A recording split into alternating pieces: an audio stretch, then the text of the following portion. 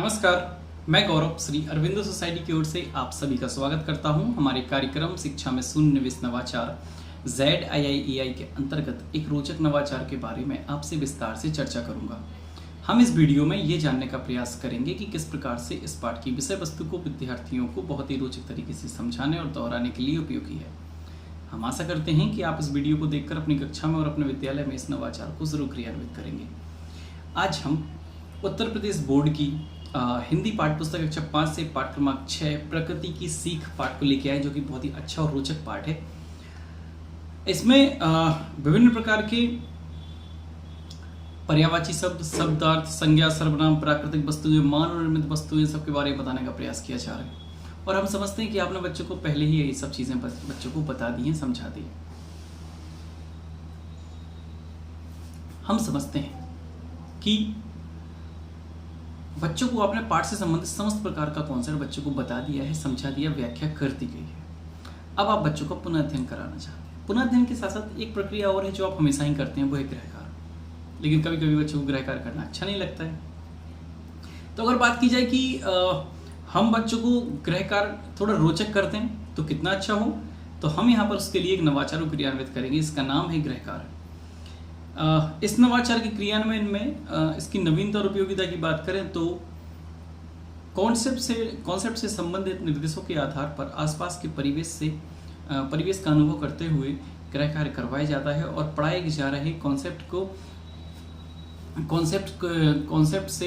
वर्तमान परिवेश से जोड़ते हुए बच्चों का व्यवहारिक ज्ञान के साथ साथ उनमें साहित्यिकता और साथ ही सृजनात्मक लेखन का भी कौशल विकास किया जाता है। साथ ही बच्चों का आत्मविश्वास बढ़ता है, उनकी अभिव्यक्ति की क्षमता का विकास होता है।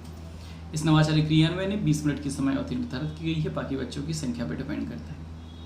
इस नवाचार में पूर्व प्रबंधन में हमें कक्षा में उपस्थित बच्चों की संख्या के आधार पर प्रकृति की सीख पाठ से संबंधित एक तालिका की प्रति तैयार करके लानी है। इस नवाचारी क्रियान्वयन में सबसे पहले ये ध्यान रखा जाए कि बच्चों को पाठ से संबंधित विभिन्न प्रकार के कॉन्सेप्ट की जानकारी दे दी गई है, जैसे पर्यायवाची शब्द, तुकान शब्द, शब्दार्थ, प्राकृतिक वस्तुएं, मानव निर्मित वस्तुएं, इन सब के बारे में बच्चों को बहुत अच्छे से बता दिया है, समझा दिया है। अब यहाँ पर बच्चों को कुछ निर्देश दिए जाते हैं कि बच्चों, आप जब घर जाएं तो अपने अभिभावकों की मदद से प्राकृतिक वस्तुएं, मानव निर्मित वस्तुएं, तुकांत शब्द और पर्यायवाची शब्द आप एक तालिका में लिख लाएं। बच्चों को एक प्रति दी जाती है, उस प्रति में लिखा होता है प्राकृतिक वस्तुएं, मानव निर्मित वस्तुएं, पर्यायवाची शब्द और तुकांत शब्द।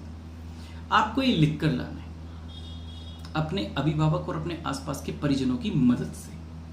ऐसा बोलने पर बच्चे बहुत उत्सुक होते हैं, क्योंकि वो अपने अभिभावक की मदद चाहते हैं और जब उनकी अभिभावक मदद करते हैं तो बच्चों के साथ साथ विद्यालय के शिक्षकों के प्रति भी उनका एक व्यवहार कायम होता है, जिसमें वो मदद करना चाहते हैं, अभिभावक की, बच्चों की और अभिभावक की भी, और साथ में शिक्षकों की भी।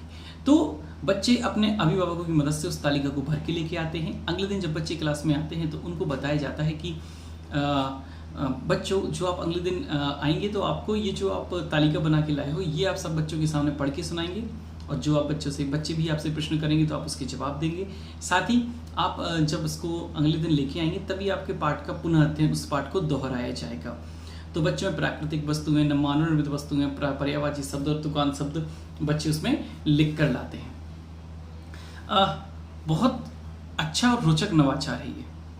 इस प्रकार से देखते हैं हम कि प्रकृति की सीख पाठ का पुनः अध्ययन बहुत अच्छे से किया जाता है गृह कार्य नवाचार की मदद से। बच्चे बहुत रोचकता से इसको ग्रहण करते हैं। तो ऐसे ही दिलचस्प वीडियो हम आप तक लाते रहेंगे। ZIIEI की यूट्यूब चैनल को जरूर सब्सक्राइब करें, और अगर आप मुझे फेसबुक पर लाइव देख रहे हैं तो ZIIEI के फेसबुक पेज को भी लाइक करें। नीचे दी गई लिंक पर क्लिक करके आप अपने वीडियो पाठशाला ऐप को भी इंस्टॉल कर सकते हैं। आपका बहुत बहुत धन्यवाद।